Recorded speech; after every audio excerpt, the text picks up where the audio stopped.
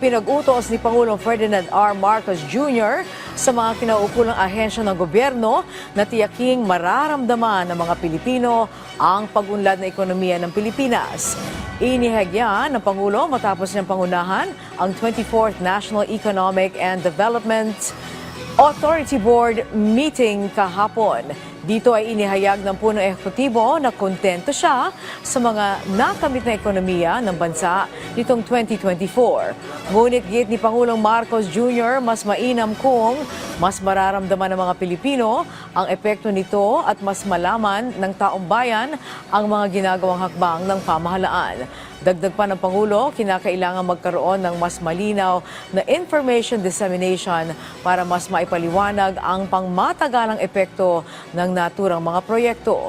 Kabilang sa mga pinatututukan ng Presidente ay ang pagkakaroon ng comprehensive report sa mga inisyatibo sa pagkamit ng food security at kung paano ito makakatulong sa pagpapabuti ng pamumuhay ng bawat Pilipino.